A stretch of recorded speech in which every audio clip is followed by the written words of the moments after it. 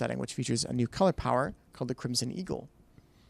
So this level, besides looking and feeling very differently, also has a nice soundtrack change. We've got some rails that you can grind on. You don't want to touch the water or drink the water. As you can probably guess, it's not very good for you.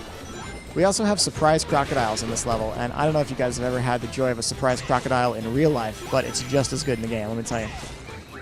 So these guys are enemies from Sonic and Knuckles. Those guys you see right there with the mushroom hats on them, and you got to bounce the mushroom part off before you can get to the enemy beneath.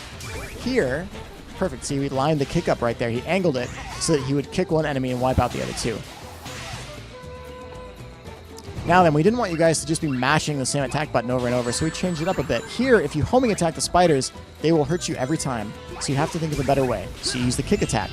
You use the kick attack then to get them off of the web, and you homing attack them afterwards. But you can't kick attack them twice. If you just mash the kick attack button, they'll get back up on the web. So we wanted a part of the game that actually required you as a player to do a bit of thinking. We wanted to mix it up for you.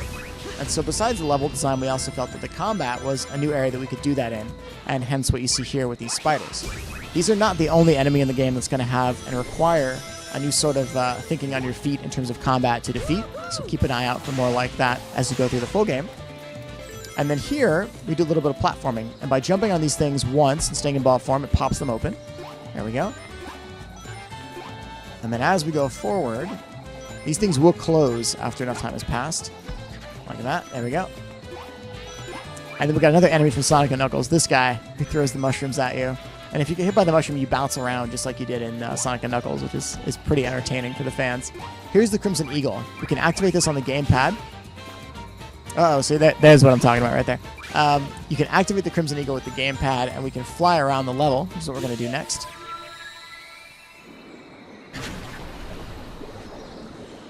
There's another Crimson Eagle there, and if we can hit it, it'll keep us going, and if not, we'll just kind of fall down. There we go, perfect. And so we can skip all the crocodiles, grab the rings, nicely done, and then down we go. On to the next part of the level.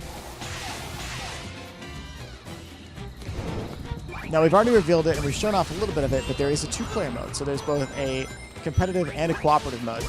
In the cooperative mode, a second player will use a remote control gadget that Tails has created, and you can use that gadget to do a number of different things. Different gadgets will also have different abilities. So maybe you could help the first player collect rings, you could help the first player destroy enemies, or let's say the first player likes to jump to their death and you would like to stop them from doing that.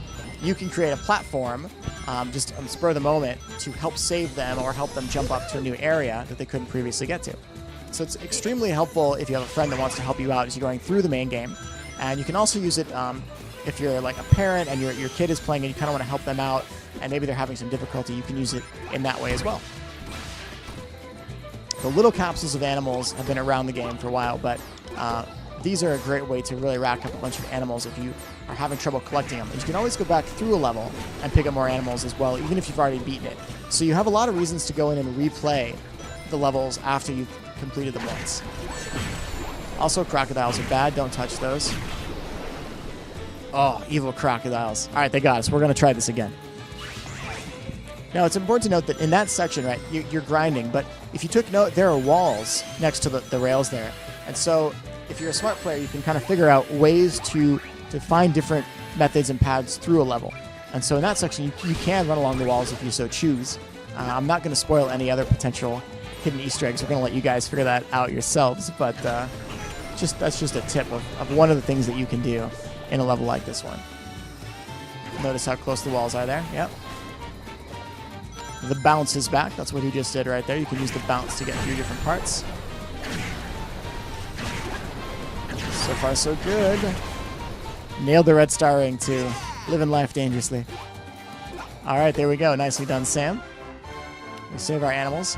And so that is Sonic Lost World, a little preview of multiple levels. It's coming out late October, so look forward to that. Both Wii U and 3DS, and every level on the 3DS is brand new. So you'll inherit similar playstyles and similar themes, but all the levels are built from the ground up for the 3DS. So that is Sonic Lost World. We hope you guys are excited for it, and we're bringing it to you late October. Sega.